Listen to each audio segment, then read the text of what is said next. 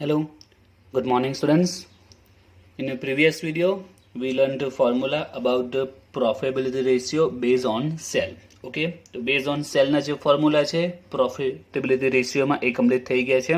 હવે એમાં જે એનો બીજો પાર્ટ છે then based on investment. Okay, કયા ફોર્મ્યુલા આપણે જોવાના છે today? Based on investment. There are two parts, based on cell and based on investment. હવે બેઝ ઓન સેલમાં આપણે 4 ફોર્મ્યુલા હતા. Now base on investment we have to remember total 5 formula. Okay, first, second, third, 4 and 5. તો આમાં પણ જે રીતે એમાં મેં સમજાવેલું હતું એમાં જે ટ્રીક આપેલી હતી તે રીતે યાદ રાખી શકાય. તો આમાં પણ જે ટ્રીક આપીશ એ પ્રકારે એકદમ સિમ્પલી તમે યાદ રાખી શકશો. ઓકે, તો first of all you have to remember its name. Okay, ના નામ ખાસ યાદ રાખવાના છે.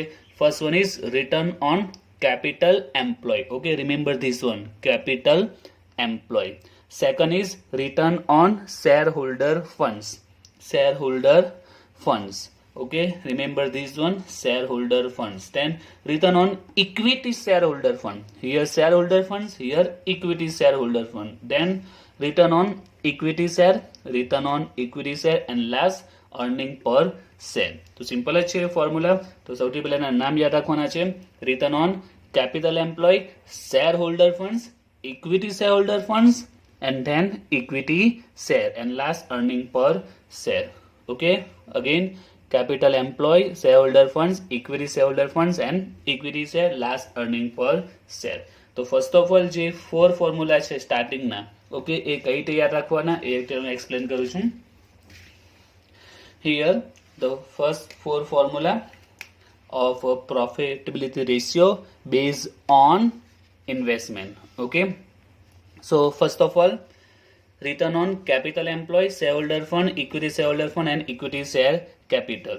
તો સૌથી પહેલા ડિવિઝનમાં શું આવશે? તો એટલા માટે જ મેં શરૂઆતમાં કીધું કે remember this one, capital employ. તો અહીંયા ડિવિઝનમાં એ જ આવશે capital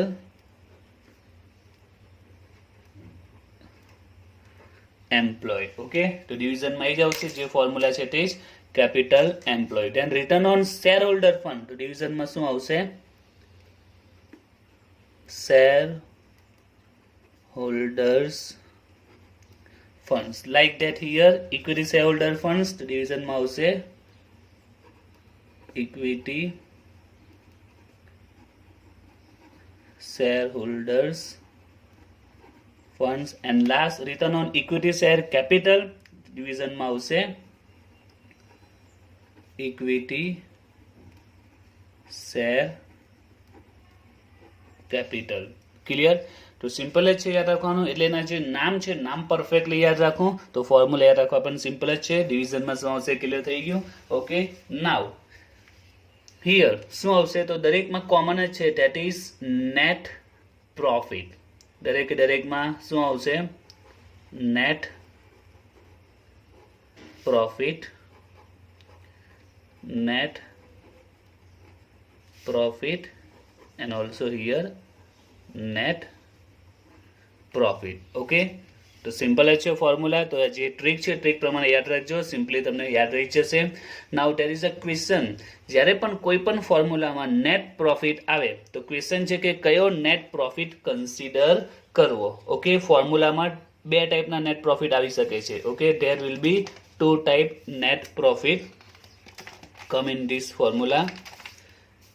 I have explained in a previous video.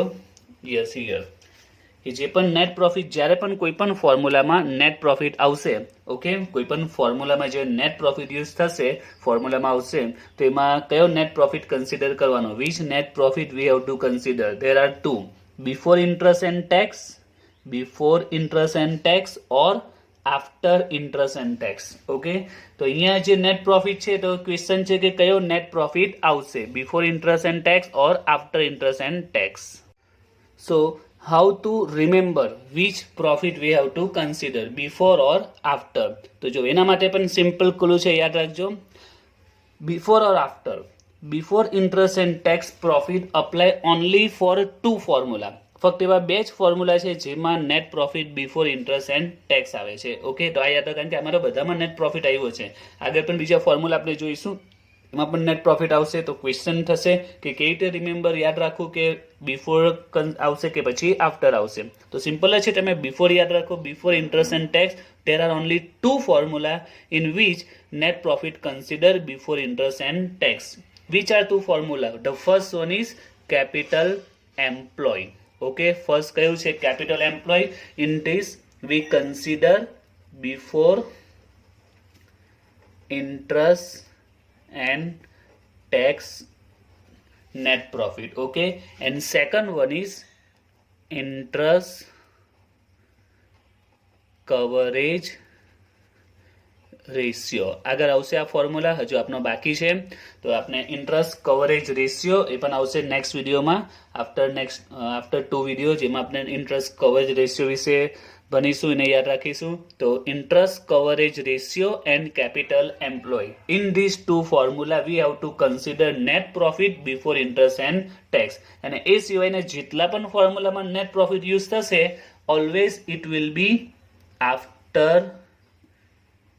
interest and tax. Clear? કયો પ્રોફિટ કન્સિડર કરીશું? after interest and tax.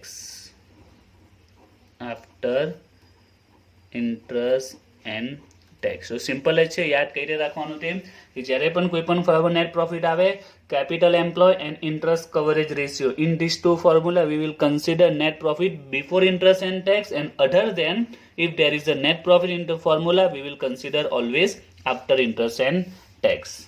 Clear થઈ ગયું? ફોર્મ્યુલા યાદ રાખવાનું. અગેન ફોર્મ્યુલા સિમ્પલ જ છે. ફર્સ્ટ ઓફ ઓલ ડિવિઝનમાં એનું જે નામ છે તે જ capital employ, share holder funds, equity share holder funds and equity share capital. And બધામાં અહીંયા નેટ પ્રોફિટ જ આવવાનું છે, right? And here capital employ, interest coverage ratio before interest and tax. I repeat more and more time because many students forget this and I made a mistake in exam, so that I repeat again and again. Okay, now ફોર્મ્યુલાને હવે આપણે બાકીને complete કરીએ. Multiply આવશે બધામાં, 100 આવશે, multiply by 100. each and every formula multiply by 100. So here our formula is almost completed. First one is completed, second one is also completed. Now third and fourth here જો આપણા complete નથી થયા, એમાં થોડા changes આવશે.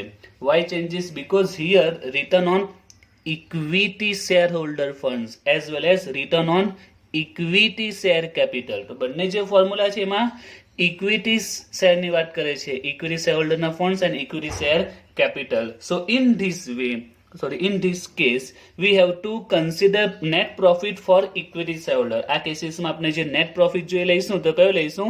Equity શેરહોલ્ડરના ભાગે જે net profit આવશે એને કન્સિડર કરીશું.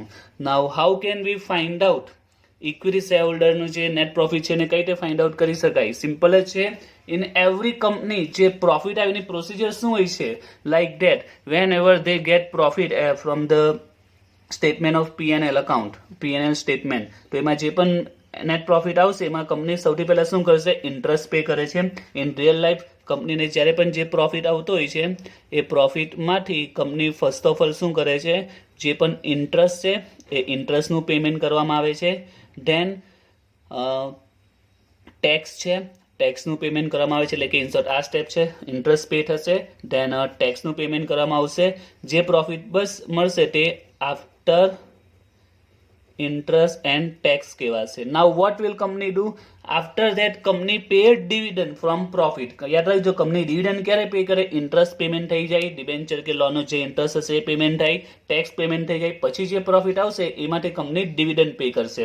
નાઉ કંપની જે ડિવિડન્ડ પે કરે છે first of all preference dividend pay કરશે.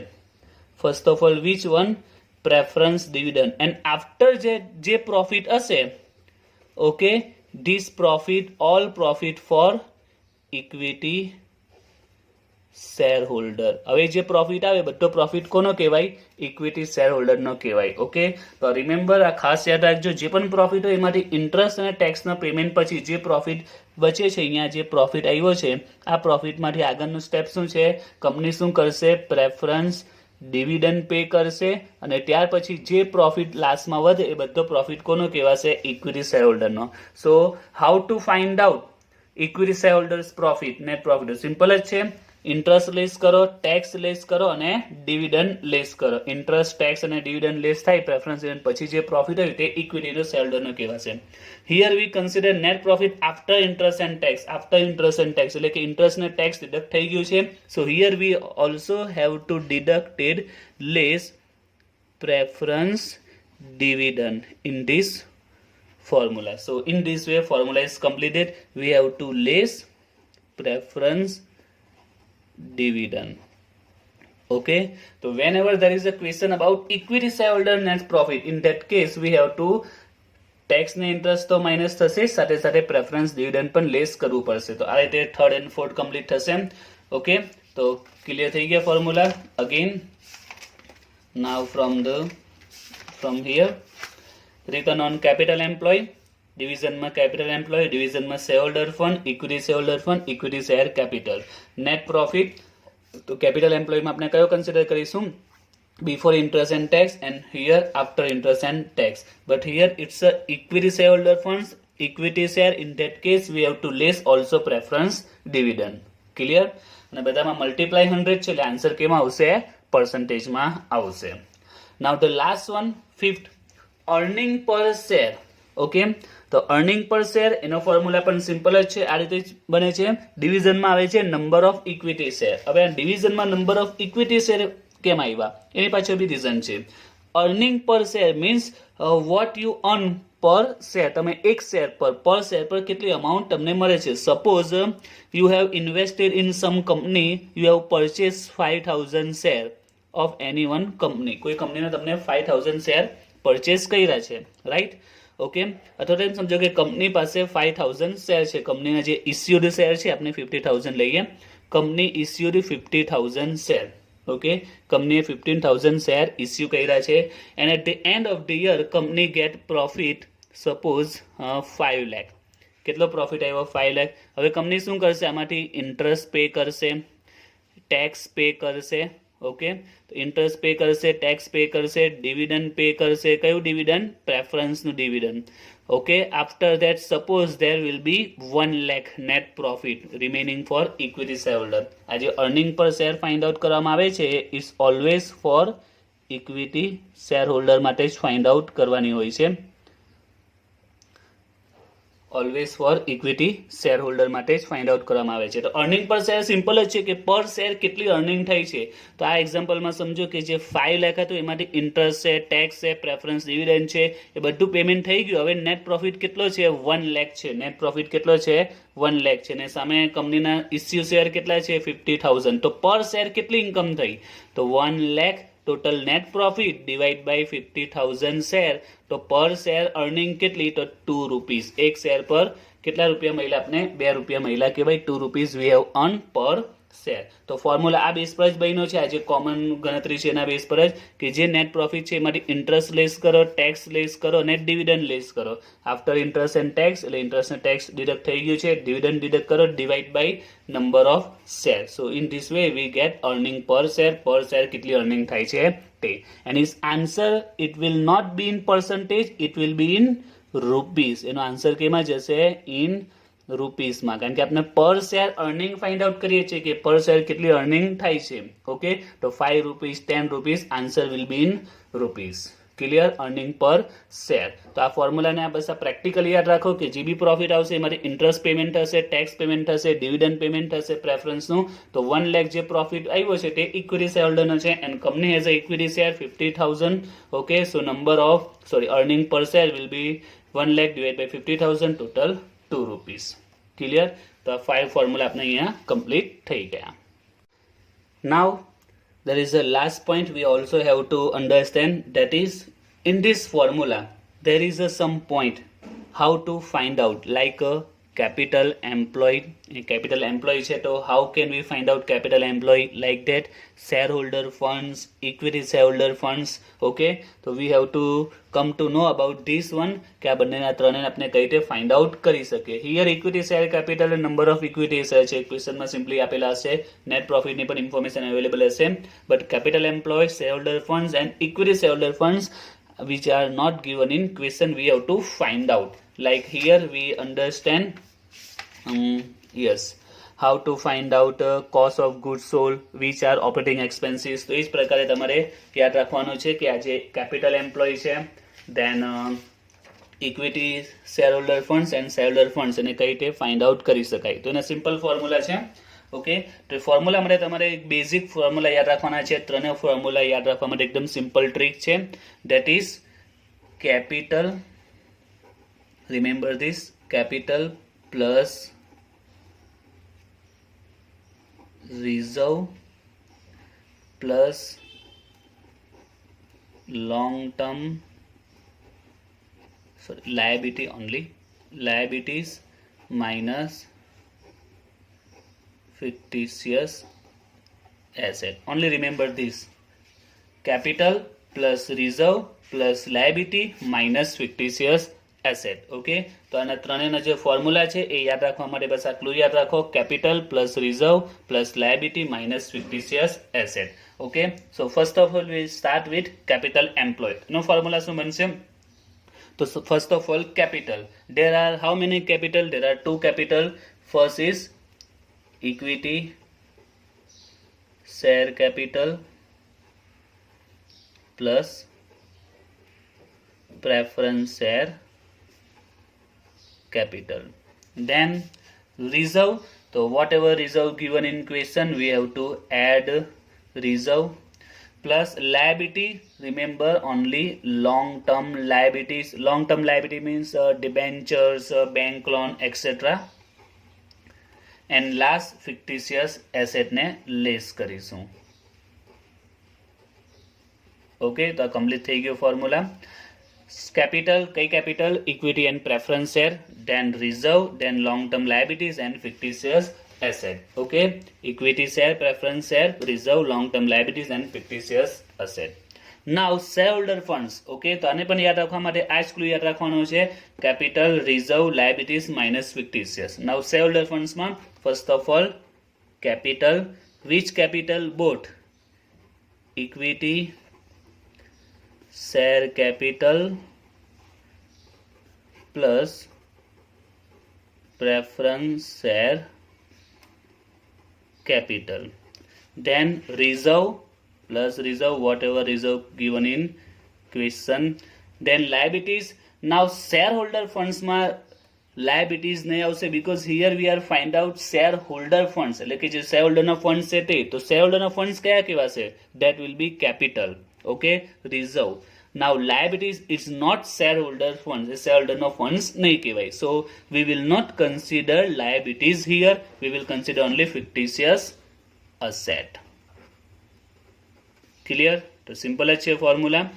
ઓકે, તો બંને ફોર્મ્યુલા સેમ જ છે, only changes is long term liabilities. Capital employ find out કરો ત્યારે લોંગ ટર્મ લાયબિલિટી કન્સિડર કરીશું, બટ શેરહોલ્ડર ફંડ્સમાં long term liabilities આવશે ને, because it's not part of shareholder funds. Clear? And now last, equity shareholder funds. There are three formula we have to remember.